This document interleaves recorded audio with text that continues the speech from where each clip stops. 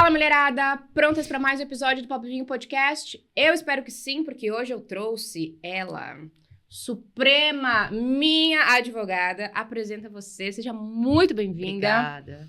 Apresente para essa mulherada, que eu te conheço muito bem, já amo, mas essa mulherada ainda não te conhece.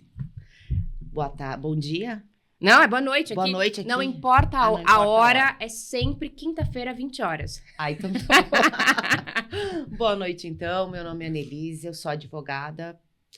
Digamos que 90% do meu trabalho é no direito de família, porque eu também faço área civil, gosto muito. Atuo há mais ou menos 15, 16 anos, acredito por volta disso, desde 2010. E gosto muito do que eu faço. É uma área que eu acho que a gente não escolhe, é ela que nos escolhe, né? Porque tem que ter todo um acolhimento, tem que saber lidar com as emoções das pessoas quando chegam para os atendimentos. Aí eu posso falar de carteirinha. Desculpa, gente, eu tô com o olho aqui meio lacrimejando, não é emoção, tá?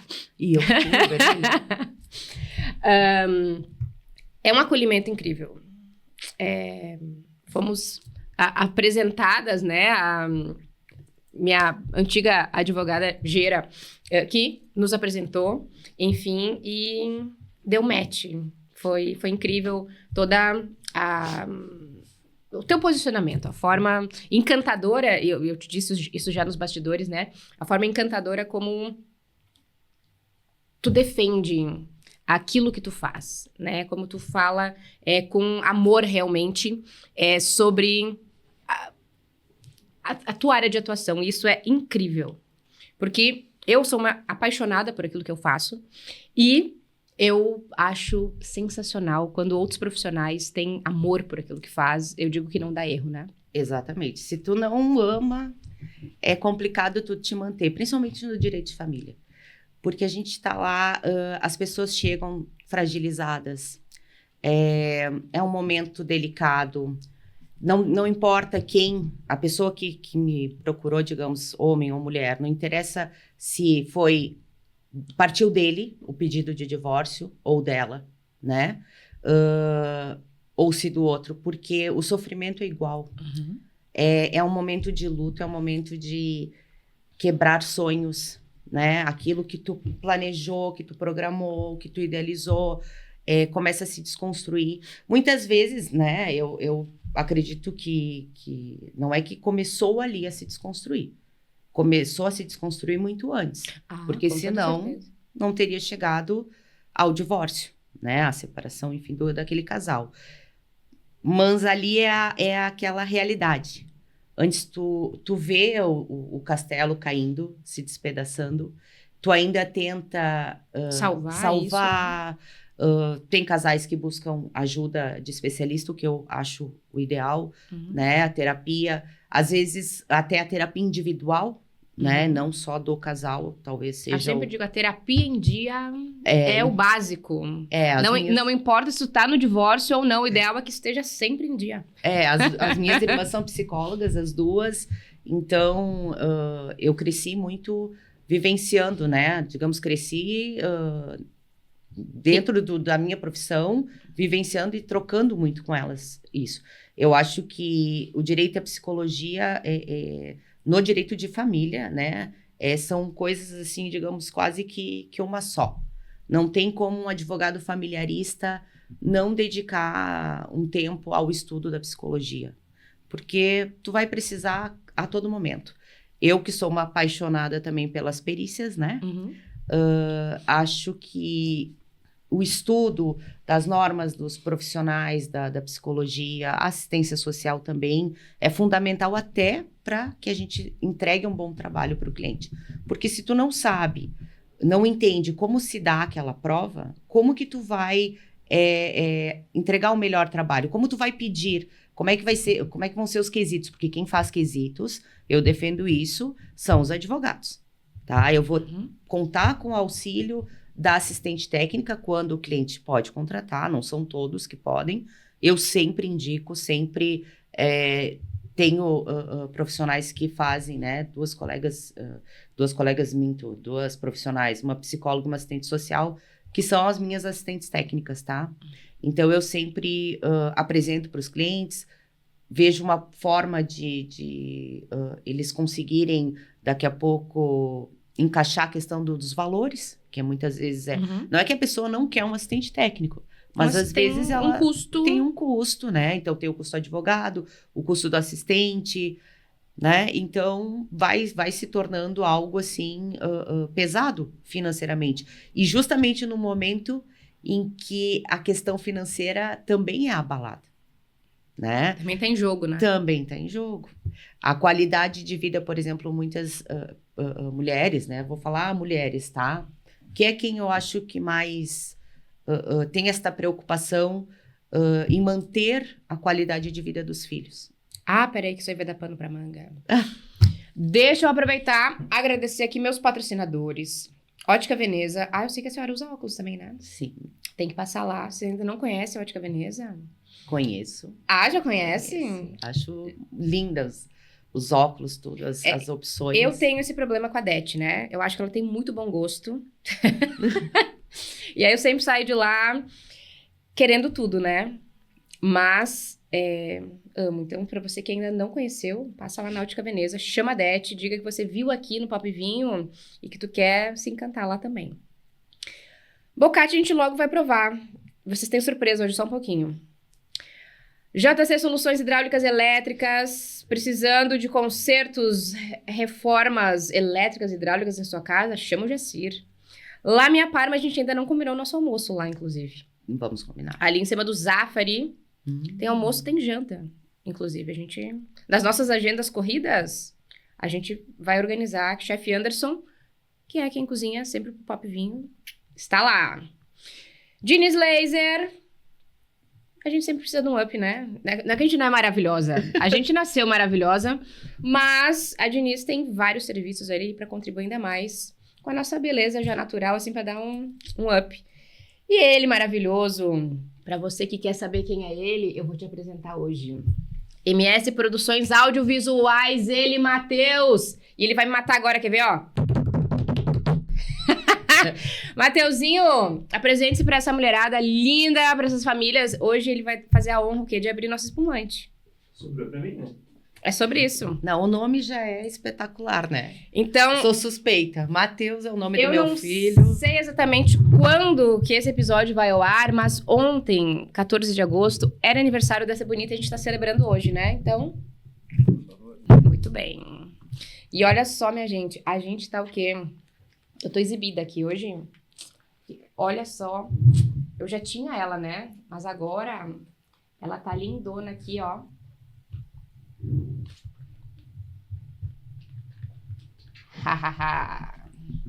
Agora ela tá personalizada. Matheus deu um zoom aqui, inclusive. Olha que é Papo e Vinho Podcast. Para não ter dúvida, é meu mesmo, Fabielle Brandalize, entendeu? Eu na piscina, eu na praia, ninguém rouba meu drink. Para você que quer, passa lá no Bocate, peça pro Denilson personalizar para você. Se quiser personalizar com Papo e Vinho, pode também, tá? Que já tem a arte lá, eu deixei. Vamos de espumante rosé. Às 20 horas pode. Às 20 horas pode, né?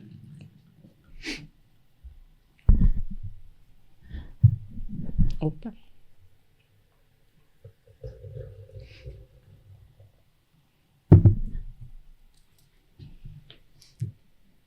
Tchim-tchim.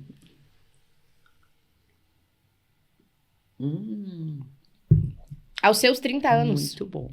Ah, claro. A idade não precisa falar, né? É isso, é 30? Então tá ótimo. Algo que eu preciso deixar público aqui, que é o que me fez me encantar pelo teu trabalho, foi o teu posicionamento de sempre colocar Antônio, meu filho, como a prioridade de tudo que possa acontecer, né? Então, Na nossa primeira conversa, tu deixou isso muito claro. Eu não estou muito interessada sobre o teu ponto de vista, sobre o ponto de vista do pai do Antônio, enfim, e sim a minha busca, a minha luta é pelo bem-estar, pela segurança, pelo conforto em tudo isso com o Antônio. É fazer valer o princípio do melhor interesse. Isso. Porque só falar dele e não colocar em prática, não tem como. O meu trabalho, sim, e há quem não goste, talvez, é sempre focado na criança. Tendo uma criança envolvida. Por quê? Porque eu até faço uma dinâmica, assim, mostro, me empresto o teu papel, porque eu vou fazer uma propaganda do Papo e Vinho junto. A criança está aqui. Então, pai aqui, mãe aqui. Cada vez que um agride o outro, quem está no meio e quem vai ser o alvo principal vai ser essa criança. Porque o casal se separa, certo? Mas pai e mãe é eterno. Uhum. Então, essa dinâmica dessa família vai ter que ser reestruturada, porque antes o casal estava junto, funcionava de uma certa forma. No momento em que há ruptura, precisa ser reorganizado e de uma forma que a criança sinta o mínimo possível, porque não sentir é impossível, não tem como. Na verdade, né, existe uma família, né, e aí dentro, cada família tem os seus moldes, enfim, né, mas quando há um divórcio, existe uma desestruturação desse molde inicial e se criam novos moldes, Isso. né? E aí, nessa mudança, a criança sempre é a que mais sente, a que mais sofre, e ela precisa ser olhada, né? Exatamente. Ela sofre com a questão da presença física diária, que muda. Ela sofre com a participação, às vezes, em aniversário, a questão de datas comemorativas também, Natal, Ano Novo, ela vai entender que os pais não vão estar juntos. Aliás, eu acho muito bacana quando o casal consegue ter maturidade de entender assim, é aniversário, a gente pode não se tolerar, não se suportar. Mas ali para aquelas horas a gente sorri e abana. Isso, é o momento da criança, não é o momento do casal, do ex-casal. É o momento da criança. Então, naquele momento, faz um esforço. É importante para o filho, para a filha, né? Que os pais estejam ali, que... na hora de entregar... deixa eu até comentar isso. Uma vez, há muitos anos atrás, tinha um juiz aqui em Caxias. Me desculpa, mas não vou conseguir lembrar o nome dele agora, assim, mas eu achava ele maravilhoso. Ele tinha impresso e fornecia os 20 pedidos dos filhos aos pais separados. E era algo assim, eu tenho até hoje, eu fornecia muitas vezes, posso te fornecer, quero. Lindíssimo. Mas, claro, só entregar o papel não era não ia adiantar. Então, eu sentava, eu conversava com os clientes, eu tentava explicar, choravam, a gente fazia pausas, né, para que a pessoa também internalizasse aquilo. É um momento em que tu também te faz um auto-julgamento, né? Estou fazendo de um jeito que não é legal para a criança. Que é desde a hora, assim, de buscar e entregar na casa do outro. Não precisa... Ele não é uma mochila. Então, vai. Então, sabe, cumprimenta... ainda que minimamente recebe, digamos, é um edifício. Desce, recebe, é uma casa, vai até a porta, cumprimenta... Mesmo que não se deem bem, para a criança é importante, pelo menos, aquela civilidade mínima. Porque isso traz segurança para a criança, né? Traz segurança para a criança. Porque o que eu entendo disso tudo, né? Quando há essa quebra nessa relação, dentro da cabeça da criança, eu perdi ou a minha mãe ou o meu pai, né? Então, quanto mais esse casal consegue trazer essa segurança de que eu serei para todo sempre a tua mãe, eu serei para todo sempre teu pai, isso não muda em nada, né? E que apesar de não sermos um casal, a gente ainda conversa sobre você, né? Ainda o nosso diálogo, as nossas trocas, a gente está entrosado ainda sobre os teus assuntos, que é aquilo que mais nos interessa, né? A sua vida, os seus estudos, enfim, não importa, né? A tua rotina, tudo. Então, isso traz segurança.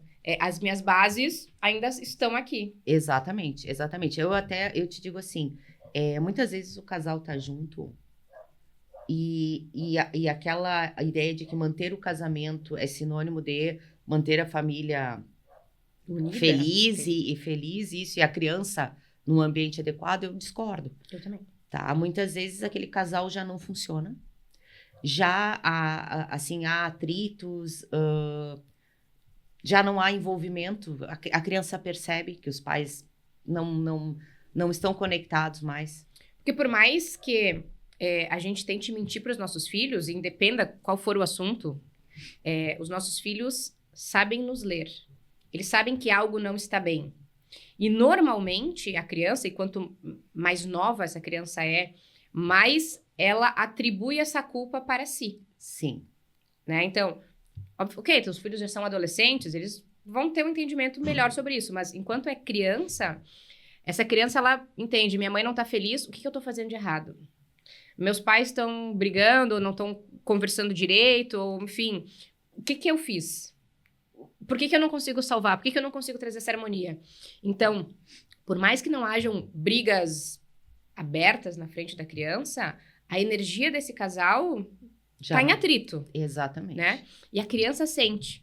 Então, sou e sempre serei defensora do casamento, da família, né? Eu acho que se tenta de tudo para salvar uma família e manter uma família.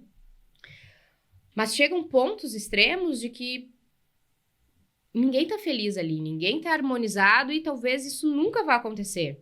Então, eu acho que isso é respeitoso, não só com a criança, mas para todos os envolvidos, botar um ponto final. Exatamente.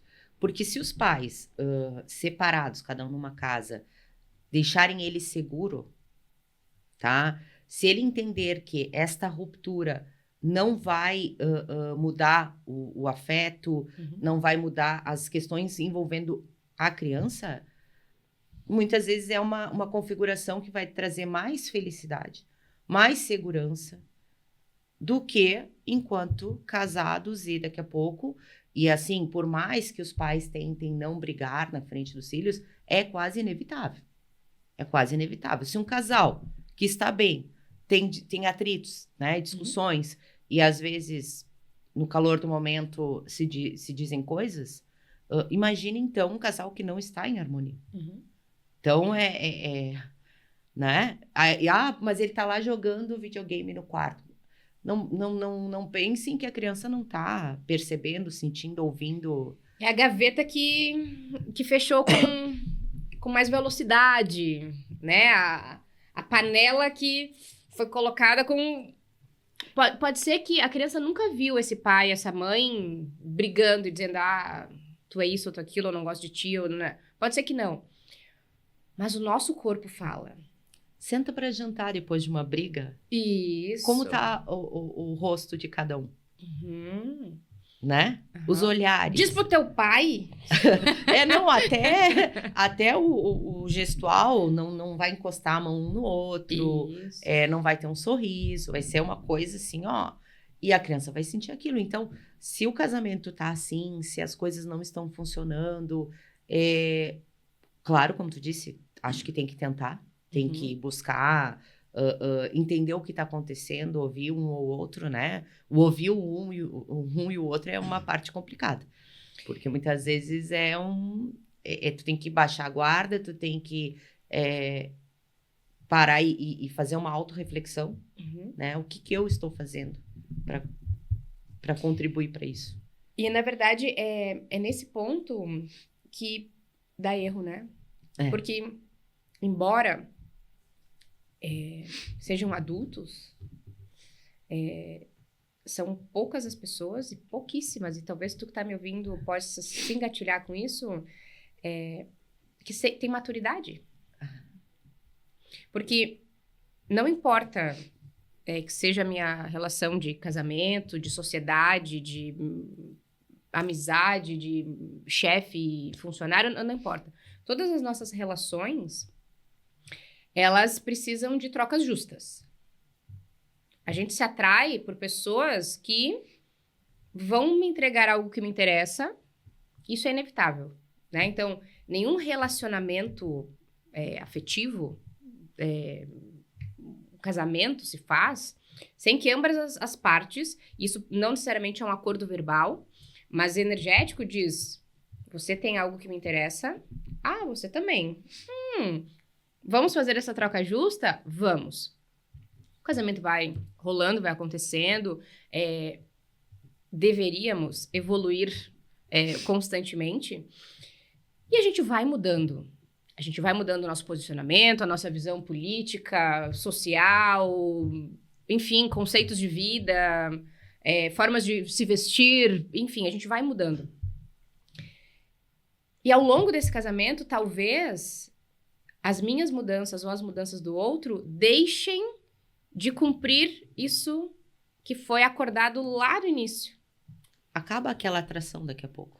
E não é só atração. E de repente, sei lá, eu te conheci, tu era professora, sei lá, e aí virou advogada.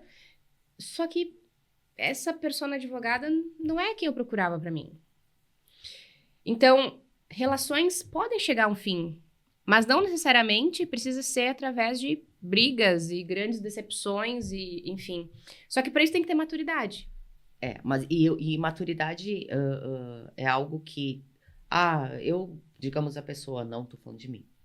Me considero uma pessoa madura, mas em algum momento tu não vai conseguir ser. Uhum. Em algum momento tu não vai conseguir ser, porque tem gatilhos que te trazem daqui a pouco algo que tu nem sabia que tinha. Uhum. Tá lá, que é da infância, né? Alguma situação mal resolvida. E naquele momento tu não vai conseguir ser maduro. Uhum. Naquele momento tu vai agir de uma forma que até muitas vezes as pessoas se questionam depois. Nossa! Eu fiz isso, Uhum. né? Eu. Então, por mais controle que tu tenha, né? Que tu tente ter, principalmente nessas questões envolvendo homem e mulher. Não, assim, falei de um jeito, né? Homem e mulher, pode ser dois homens, duas mulheres, de uma relação afetiva, né? Vai ter questões do outro que ele vai te dizer que vai machucar, né, dentro. Então, aquele momento não vai ser maduro. E num término, sempre existe um lado que não queria, sempre tem um lado que sofre mais, um lado que tinha uma dependência maior. Seja financeira, seja emocional, enfim. Vezes, E aí, que eu acho fundamental, que tenha um profissional envolvido nisso, que olhe para quem mais importa. Exato. Que é a criança. Porque naquele momento do divórcio, eu estou com as minhas dores, outra pessoa está com as suas dores, estamos em enfrentamentos, em disputas, em maior ou menor volume, mas existe uma dor nessa quebra, né? Frustrações, enfim. Esse profissional tá olhando e defendendo meu filho. E vai me dizer, olha, mãe, esta forma seria a ideal. Como é que tu consegue trazer, né? Vamos mudar esta palavrinha. Isso. Né? Vamos acolher dessa forma. Vamos tentar dessa outra forma. E da mesma forma, para com a outra parte, né? Então, às vezes, nessa dor, e aí pessoas vão encarar melhor ou pior essa situação toda do divórcio, que não é um dia. Não. Né? São semanas, meses, enfim, e aí cada um arrasta mais ou menos, mas aonde constantemente mais e mais gatilhos, mais e mais dores, mais e mais desacordos vão acontecendo. E é muito importante ter um profissional que, por mais acordos ou desacordos que esteja acontecendo com esse pai, com essa mãe, ou com essas mães ou com esses pais, está olhando focada no bem-estar dessa criança. Isso traz paz. E eu já te disse isso, né? Talvez eu não consiga calcular, mensurar e moderar no melhor para o meu filho, nesse momento. Talvez eu preciso... talvez não. Preciso do teu olhar, né? E aí, como é que eu faço? Me conduz nisso, porque eu já tenho um monte de outras questões para olhar. Sim. Né? Então, se eu comunicar dessa forma, vai ser bom? Vai ser legal? E não só uma questão legalmente, porque tu não traz só essa questão, Sim, não, a não lei só, diz que, blá, blá, blá. É. Tu tens um olhar realmente, não, mas isso aqui, ó, pode ser que hoje, ok, mas lá na frente, se for dessa forma, pode lá, lá, lá, lá, lá, lá, lá, lá, lá. Isso eu acho sensacional, porque isso traz... Obrigada. Segurança. E isso facilita o meu trabalho também. Porque se o cliente chega ali entendendo já no início que essa é a minha forma de trabalhar, é como eu acredito que funcione, que muitas vezes, assim, num primeiro momento, vamos lá, o pai ou mamãe, enfim, diz, eu fiz assim, assim, aí eu sento. Criticar só a pessoa é muito fácil. Uhum. Né? Então, assim, não, quem sabe, vamos pensar juntos, vamos pensar diferente. Quem sabe se ao invés de tu chamar o teu filho para esta conversa e dizer desta forma, tu diga desta forma. Eu não vou dar exemplos, né, pra gente não entrar em nenhuma situação, mas a forma como tu vai dialogar, o incentivar o filho a querer estar com outro, tá? É importantíssimo. Muitas vezes, e isso é incrível, né? Tudo é alienação parental, tá? Eu digo que a alienação parental, ela existe mesmo nos casais mais próximos, felizes, porque, sim, é uma palavra que daqui a pouco que tu diz na frente da criança, mas a mãe é melhor que o pai nisso, né? Não tá tu é teimoso igual a tua mãe. Exato. Ou então essa disputa também de ser mais que o outro para aquela criança. Isso é natural, tá? Eu não vejo isso como algo negativo. Não é o ideal, mas é da vida, tá? O que diferencia a alienação de algo que tem que ser entendido naquele momento? Numa ruptura, as dores, a readaptação, todo aquele contexto vai deixar aquele pai e aquela mãe um pouco desestruturados. Reativos, né? Reativos. E talvez fazendo escolhas não tão adequadas de como falar um do outro para aquela criança, de como falar com aquela criança, de como levar esta nova composição. Mas não, aquela dor não reflete a intenção daquele pai, daquela mãe, de que aquela fala, de fato, afaste aquele filho do outro. Eu acho que o X todo da questão da alienação está na intenção, tá? Quando a fala com o propósito de ferir, de fazer com que a criança veja aquele de uma forma diferente, tá? Aí mora a alienação parental, tá? E também tem a questão daquele pai ou daquela mãe que se auto-sabota, né? Faz uma autoalienação parental. E atribui ao outro, dizendo, é o outro que está fazendo alienação. Por isso o meu filho não me atende, por isso meu filho não quer ir nos dias combinados para ir para minha casa. Por isso, meu filho perdão, não quer fazer uma viagem. Chega um final de semana e ele inventa alguma desculpa, se é o final de semana combinado comigo. Mas, assim, o que eu estou fazendo daqui a pouco? É muito, muito fácil também tu só atribuir ao outro e dizer que o outro está fazendo alienação. Eu sou presente. Depois dessa ruptura, eu busquei manter a minha relação com aquele filho ou aquela filha próxima, saudável. Quando ele está comigo, eu dou de fato atenção? São momentos de qualidade? Ou eu cumpro um protocolo? Então, assim, tem que ser analisado isso, porque às vezes ou o pai ou a mãe aponta o outro dizendo, está fazendo alienação, né? Mas e o seu papel? A sua parentalidade está sendo, de fato, bem exercida? Adequadamente exercida? A responsabilidade com aquela criança após o término da relação está sendo mantida? Já existia antes uma responsabilidade, uma parentalidade saudável? E entra também depois as fases da criança, né? Também. Eu recebo muitas famílias aqui, né, com esse problema, quando essa criança está entrando para a adolescência, né? Que é uma grande fase, uma grande mudança, tanto hormonal como de quem sou eu no mundo, e que vai dar problema sempre, né? Independente dessa constituição familiar estar bem ou não. X ou Y, é uma fase confusa, né? De uma grande mudança. E aí eu recebo muitas famílias aqui nesse ponto. Mas aí agora, sei lá, tá com 14, 15 anos, e aí agora não quer mais me ver, não quer mais ir aqui, não quer mais viajar, não quer... Gente, mas isso independe. Se vocês estivessem casados, talvez também não ia querer. Tu que já tem filho nessa fase, né?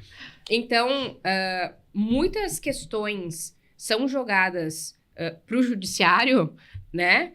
E que são comuns para todos os adolescentes, né? E aí sempre quis ir para casa da avó, agora eu não quero. Sempre viajou para praia no final de semana, agora eu não quero. Exatamente. Foi bom tu tocar nesse ponto, olha só. Muitas vezes, não todos os casos, como eu gostaria que fossem, mas alguns a gente consegue até reajustar fazendo uma mediação, conversando, ou entre procuradores, claro, aí os 4 juntos é sempre melhor, o procurador da parte contrária, sentar e repensar naquela dinâmica. Porque assim, eu vejo que muitas vezes não é observado isso, a faixa etária da criança. Quando é muito pequenininho, não vai ficar muito tempo focado em alguma coisa. Então, o pai não vai ligar e achar que a criança vai conversar por 15 minutos. De vídeo, de áudio, o que for. Não vai. A criança não vai, às vezes, nem responder.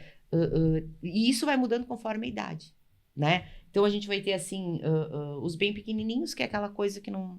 É o contato presencial que vai funcionar melhor, tá? A gente vai ter aquela fase intermediária ali dos 6 anos em diante, que eles também não têm paciência para grandes ligações. É coisa rápida, né? É coisa muito rápida. Eu sei porque a gente sempre deixou nas férias de... Eu digo, eu tenho uma experiência pessoal, nós deixávamos o filho ir para as férias de escola para praia com os avós, desde os 3 anos, tá? E eu chorava, eu sentia saudade, eu ligava para ele, eu queria... E não fala comigo. Não fala comigo, né? E aí, era assim, era uma questão de eu observar que se ele estivesse ali comigo em casa, tá? E alguém ligasse, seria igual. Porque ele... É uma disputa injusta entre a minha mãe e o mar. Isso, né? o brinquedo. Entre minha mãe e a bicicleta. Não e até o que ele tá fazendo presencialmente com os avós ali. Né? Montando um Lego, jogando um tabuleiro, N coisas. Sim, a criança é lúdica, né? Exato. É o que eu tô pegando aqui agora, o que eu tô sentindo agora. E mesmo agora. o brinquedo que ela tá aqui agora, daqui a pouco ela... Deu. Ela quer fazer outra coisa. Então, assim, aí tu vai tendo as fases, né? Aí, quando ali a pré-adolescência, que eu vejo, assim, que eu acho que é um dos momentos que dá mais confusão, quando há a convivência mais próxima, tá? Porque se um pai tá muito longe, o problema muitas vezes está no contato remoto, achando que o outro tá dificultando o acesso. Tá. Não, tem que entender que aquele filho não tem paciência. Ou ele tem sua personalidade também, exato. Né? Ou aquele dia ele teve um problema na escola, brigou com um coleguinha, porque para eles, eles estão ainda numa fase de modular emoções, Então, assim, o que para nós é banal, para ele é uma tragédia. Ter brigado com o melhor amiguinho da escola né? Naquele dia. Então, naquele dia ele não tá afim nem de falar com a mãe que tá ali em casa, né? E aí o pai tá longe, ou vice-versa. Eu tô falando pai e mãe, mas porque é o mais... digamos, trivial, tá? Então, na fase ali dos 12 em diante, ali começa os maiores atritos, tá?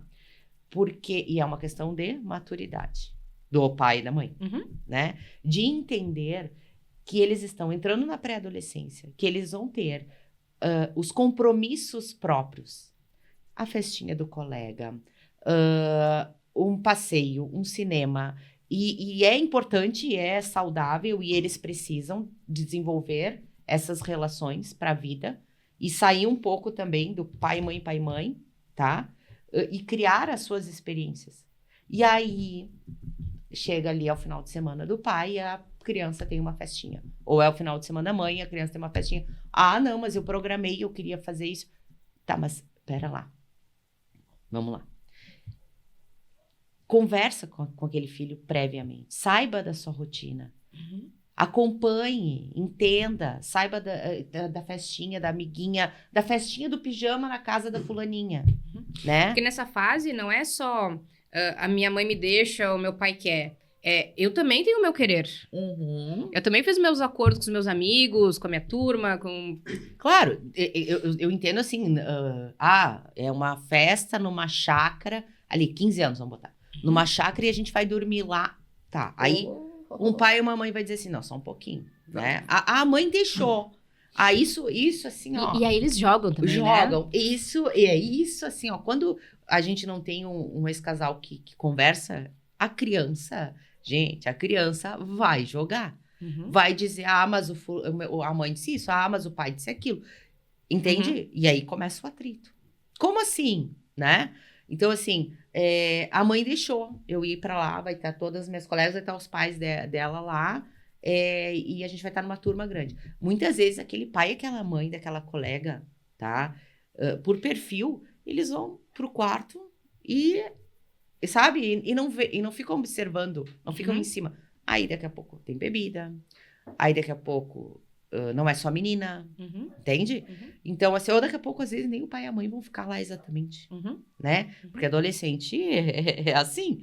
Então, claro... Todos fomos, né? Todos fomos, E aí, claro que daqui a pouco o pai vai dizer assim, não é uma questão de ser o meu final de semana, mas é um tipo de programa que eu não concordo em deixar. E aí...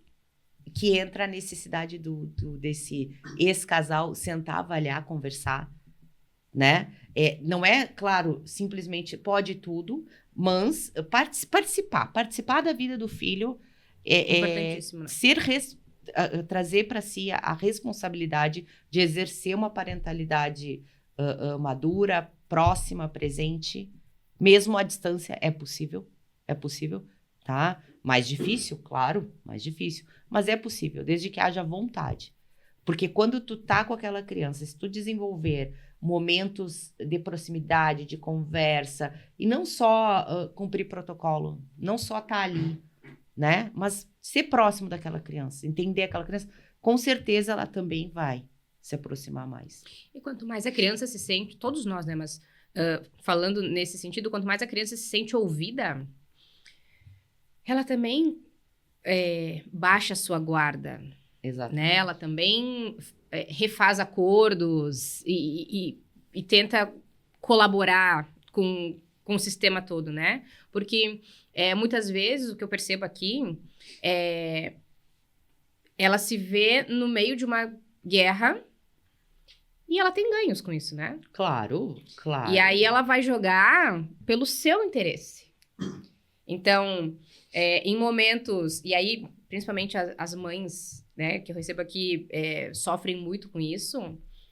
Porque aí elas percebem essa manipulação que a criança faz com elas. Às vezes, o pai não tem essa visão do quanto esse adolescente está manipulando. Mas ela se sente traída pelo filho. E aí a gente entra em outras disputas e questões emocionais. E esse eu volto ao ponto. quem tem que ser maduro nessa relação é o pai e a mãe, Exatamente. né? De olhar e dizer, peraí, eu gosto ou não gosto do fulano ou da ciclana, ok, mas vamos tirar isso aqui? Vamos olhar.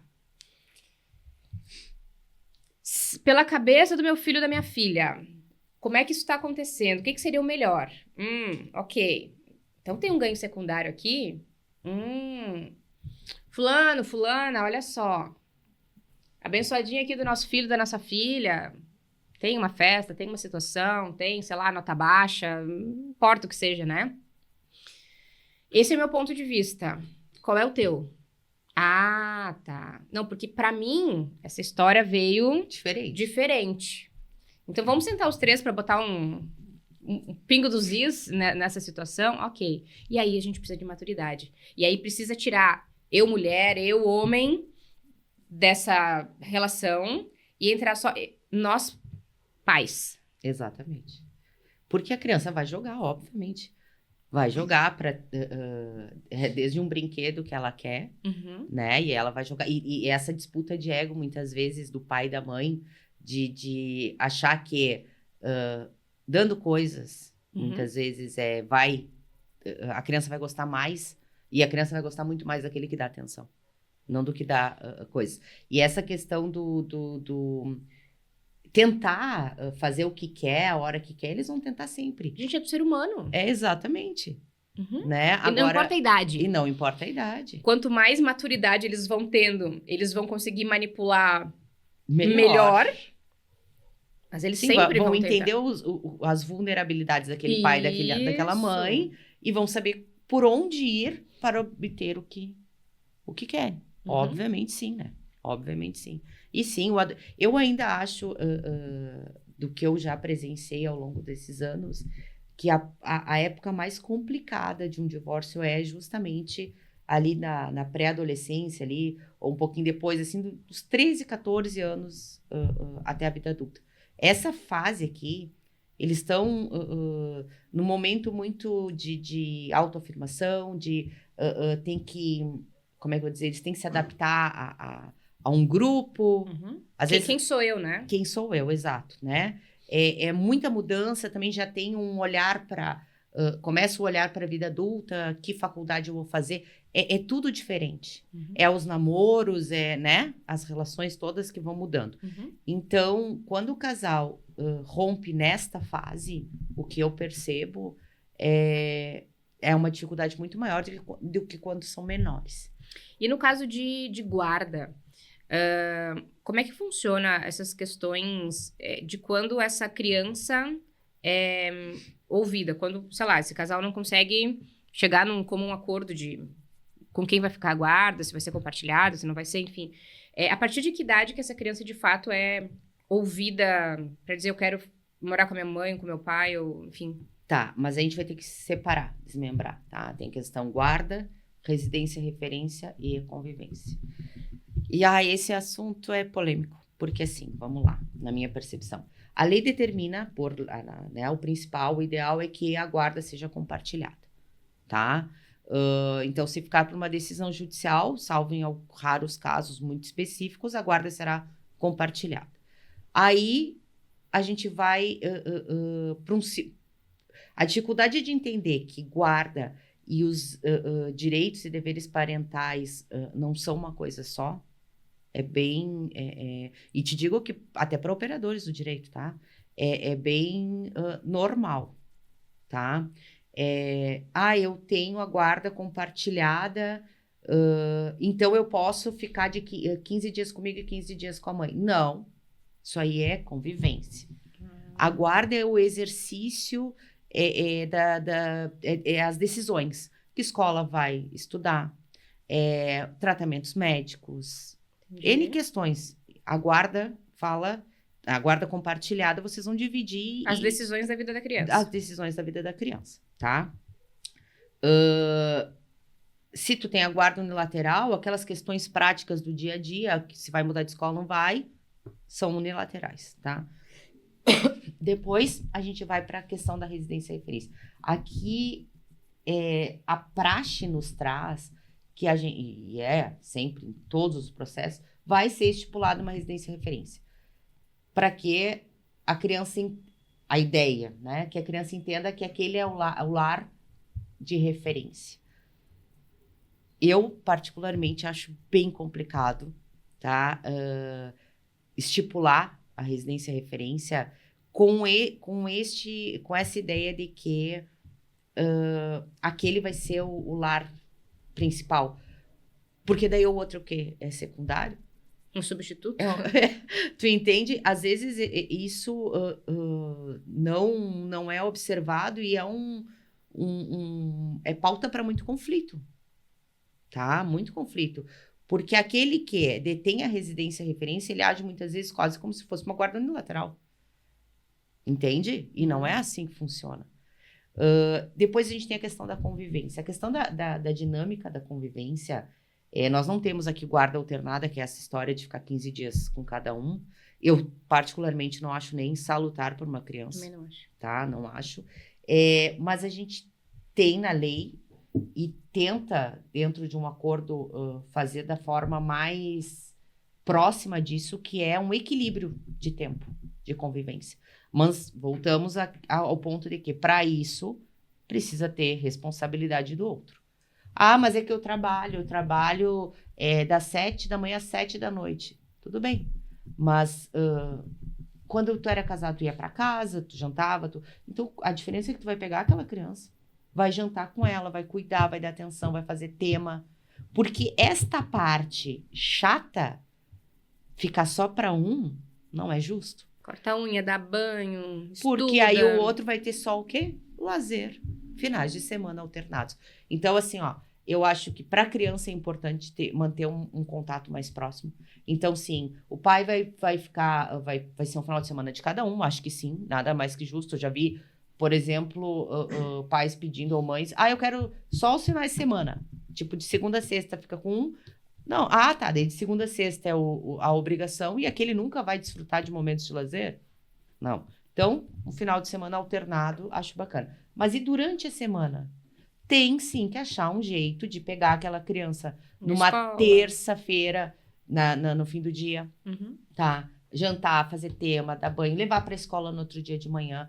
Mas eu não posso porque eu saio mais cedo. Bom, então tu vai achar uma forma daqui a pouco de te adaptar. Na prática, infelizmente, muitas vezes, o outro, inclusive, sabendo desta... que o pai ou a mãe está gerando aquela dificuldade toda de assumir, vai acabar fazendo, né? Mas deveria ser pensado também assim, mas e para a criança, tá bom assim? Só ver o pai ou a mãe a cada 15 dias, porque sim, tem pais que têm guarda, né? É exceção, mas tem pais que têm a guarda, que eu digo, mesmo compartilhar, tem a sua residência referência e são os responsáveis pelos cuidados. Existem casos, porque sim, é por questões profissionais da mulher, daqui a pouco foi embora. Não é o habitual, mas acontece. Eu já tive clientes que sim, tinham eu conheço a guarda. Pais que têm a guarda dos seus filhos. E que batalharam por isso, e sim, por questões até de segurança daquela criança. A gente fala muito aqui sobre a parte da mulher, né? Botando a mulher como vítima, enfim, tal. Mas a gente precisa ressaltar aqui que, muitas vezes, existem muitos pais realmente interessados nos seus filhos, né? Eu conheço vários que foram buscar judicialmente o seu direito a ser pai, né? O seu direito à convivência com seu filho, a que esse filho esteja em sua casa também, enfim, né? Isso acho que é importante ser dito. Sim, as mulheres sofrem muito, sim, mas existe também muitos pais que precisam contar com bons profissionais para ter esse direito, né? Exatamente. Eu nunca tive uma advocacia voltada assim só para um público. Eu só atendo mulheres. Não. Eu atendo quem precisar do meu trabalho, tá? E vou entregar o melhor trabalho de acordo com a necessidade. Então, trazendo assim a questão de homens. Teve uma época que eu tinha muitos clientes homens, né? E eu disse assim, eu não sei o porquê, uma coincidência, mas começou a ter muitos, um atrás do outro. Tá? E isso me fez também refletir sobre esta questão do papel do homem, né? Na questão da parentalidade, né? Do homem exercendo a parentalidade. Desculpa. Então, assim, ó, sem dar nomes, mas eu tive um cliente, assim, era um pai, eles já eram separados há muito tempo, tá? Um pai super presente, preocupadíssimo, tá? Era o único filho dele, a mulher tinha o deles e mais uma outra criança de um segundo relacionamento. E ele sempre foi muito próximo daquele filho. Apaixonado, assim, tava sempre, e leva na escola e tal. Numa primeira vez, que essa mãe decidiu que iria embora de Caxias do Sul, tá? Ela mesma procurou o pai e disse, ó, vou te deixar o fulaninho, tá? Porque não tem como até eu me estabelecer e tal. E eu acho que, né, tu é um bom pai, acho que ele vai ficar melhor aqui. Próximo aos familiares, na escola que ele está acostumado. E ele, prontamente, com certeza, achou, aliás, bem madura essa atitude, né? atitude dela. Tá. Ok. Ela ficou pouco tempo, voltou. E aí, pouco tempo que eu digo, acho que talvez 6 meses, 7 meses. E aí, então, começou a se reaproximar, e ele acabou ficando um pouco mais lá do que com o pai, né? Passado determinado tempo, aí ela teve uma segunda criança, e isso foi um fator de, digamos, maior proximidade para este filho, porque tinha uma maninha, né? E o pai achou natural aquilo. Não se trata de disputar, né? Não é porque tu foi embora que agora não dá para... Não, para ele tá feliz, ele tá gostando assim, tudo bem, não é sobre o que eu tô sentindo. É óbvio que ele tava sentindo falta, é óbvio que ele preferia o filho mais tempo com ele, mas e a felicidade da criança? Ele é um pai muito, muito maduro, tá? Passado um tempo, ela se envolveu, enfim, teve essa outra filha, e este novo relacionamento tinha problemas, e ele já vinha alertando, até que houve violência doméstica, enfim, até que ela resolveu de novo fazer o mesmo movimento de ir para o mesmo lugar, que é um outro estado, e desta vez levando o filho. Só que aí, sem estrutura, não é uma mãe, que nem eu digo assim, uma mãe que recebe uma oferta de emprego melhor, deve abdicar do seu crescimento profissional? Não, de forma alguma, tá? Mas uma mãe que vai numa aventura, tá pensando no melhor para aquela criança? Então, por que ela vai ficar com os cuidados? Né? Por que não, então, rever essa guarda de um pai que efetivamente cuida? Então, sim, eu tive esse caso, eu tive um outro aqui também, que o pai era quem cuidava, a rotina da criança era toda com ele, tá? E a mãe, naquele momento, entendeu que vou me separar e eu quero aproveitar a vida. Também não tô julgando, tá? Não tô julgando, porque a situação oposta é bem mais comum, né?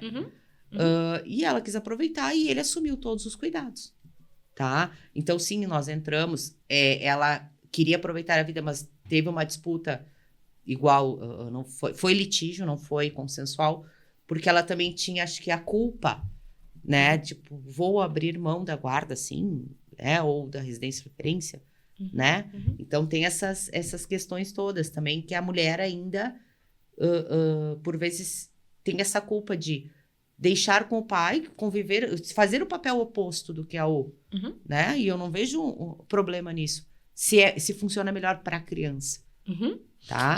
Esse é o ponto. Conseguir olhar para o que é melhor para o meu filho, para a minha filha, esse é o ponto. Esse é o ponto, exatamente. E esse é o ponto que dá B.O. E que dá B.O. Inclusive, só para te colocar assim, ó, que é um assunto que me incomoda muito, o pai, o casal tá junto, o pai participou de tudo, desde a gravidez, nascimento, acompanhou tudo, então troca a fralda, dá mamadeira, passa a noite em claro, fazia tudo junto. Aí, por algum motivo, no primeiro ano da criança ali, né, no primeiro ano, meses assim, digamos, ou logo depois do primeiro ano, se separam, tá? É comum que se esse pai vai pedir, vai entrar com o pedido de guarda e tudo mais, e estabelecer a convivência, não é concedida a pernoite. Ele não pode, porque o entendimento é que até os 3 anos a criança tem que ficar mais próxima da mãe, é uma necessidade maior, estudos, psicologia, medicina e tudo. Só um pouquinho. Aquele pai exercia plenamente as funções, né? Uhum. E aí ele perde a capacidade só porque se separou daquela mulher. Eu também não sou de acordo com isso, não. É um absurdo. Mas são coisas que a gente tem que estar sempre fomentando e instigando para haver mudanças, entender né? enquanto esse bebê se mamar exclusivamente peito. Exatamente, é uma situação diferente. Mas fora isso... Fora isso, tomando fórmula. Uhum. Aliás, aquele pai deu a fórmula, botou para rotar, trocou fralda, deu banho. E aí ele fica inapto para continuar fazendo isso só porque se separou. Mas é uma questão bem delicada, porque é difícil conseguir pernoite muitas vezes durante até os 3 anos, nessa fase. Então, para você que nos ouviu, se você está já em um processo de divórcio, se você está pensando em se divorciar, primeiro, tenta salvar esse casamento. Somos defensoras da família. Mas realmente fica meu conselho, assim, busca bons profissionais para te acolher, para te dar norte nessa mudança familiar, nessa reestruturação familiar, porque isso faz muita diferença. Sempre vai ser traumático para uma criança o divórcio dos seus pais, não importa a faixa etária, essa criança é o desejo de toda criança. Até na vida adulta. Eu ia dizer, até na vida adulta, né? Todos nós desejamos que os nossos pais, lá no nosso íntimo, estejam juntos, estejam em harmonia, porque somos metade deles, né? Agora, nem sempre isso é possível e nem sempre isso é o melhor para todos os envolvidos. Inclusive para a própria criança. Então, busca bons profissionais, emocionalmente falando, juridicamente falando, esteja amparado com bons profissionais que olhem para você, que olhem para o seu filho. Algo que a gente não trouxe, e acho que é importante, é o quanto a escola também tem esse papel importante, né? Esse eu me comprometo a voltar para falar só sobre isso, porque é um projeto que eu acho que precisa ser trabalhado, desenvolvido. Já converso com algumas colegas, né, para a gente articular alguma coisa, que é a escola, quem está com aquela criança, entender as novas composições, né? Porque família, a gente falou muito assim, rompeu e acabou a família. Não, a família ainda é tu e o teu filho, a família ainda é aquele pai e aquele filho. Entende? Isso ainda é uma família. A família é das mais variadas, a composição. Pode ser 2 papais, 2 mamães. Pode ser um avô e uma avó que vai suprir. Então, isso não tem que ser visto. Então, e trabalhado na escola. O dia da família, há pouco eu tive uma colega que passou por uma situação complicada e conversando com a escola, a dinâmica agora e a forma como ela se portou era outra criança. Porque na anterior, em que foi trabalhada a forma tradicional de família, e ele não se encaixava, foi um horror. O sofrimento, as reações, não quis participar, ficou agressivo. Agora, fizeram todo um contexto explicando e a coisa funcionou. Então, se você quer essa segunda parte, comenta aqui embaixo, família. E a gente traz a Anne de volta aqui para falar sobre essas dinâmicas de escola, família, mas sempre com essa visão. Criança como o principal, né? Exatamente. Anne, onde é que o pessoal te encontra? Olha, tem o meu telefone, né, que é o WhatsApp, que é o 549-8422-2268. O Matheus bota aqui na legenda. Aqui. Em rede social, que eu não sou, eu sou analógica, né? Mas eu tenho Instagram, que é a Annelise Olé Advogada. Podem me encontrar lá também, depois passo para colocar aqui. Mas principalmente pelo WhatsApp e no meu escritório, que é ali na Borges de Medeiros 920. Eu amei o nosso papo, a gente ficaria aqui por horas. Vocês entenderam porque eu me encantei por ela? Porque ela fala com amor, entendeu? Obrigada. Foi um prazer. Para você que ainda não tá me seguindo, @FabielleMB com 2 Bs, @papoevinho.rs no Instagram. Deixa eu aproveitar e agradecer de novo aqui meus patrocinadores. Bocati, Denilson, maravilhoso. A gente amou, né? Maravilhoso. Ótica Veneza, Dete maravilhosa, estou com saudades, faz tempo que eu não passo aí para olhar novidades. JC Soluções Hidráulicas Elétricas, Lâmia Parma, Diniz Laser e ele, maravilhoso, que hoje apanhou um pouco, mas abriu a nossa espumante. Matheus, para você que quer... A audiência não dá para gravar, né? A audiência não.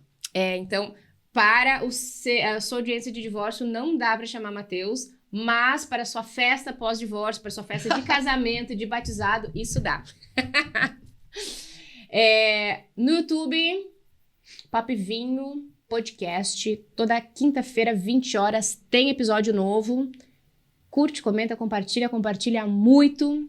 E a gente segue daqui, né? Foi um prazer. Agradeço muito. Um beijo, minha gente. Até quinta.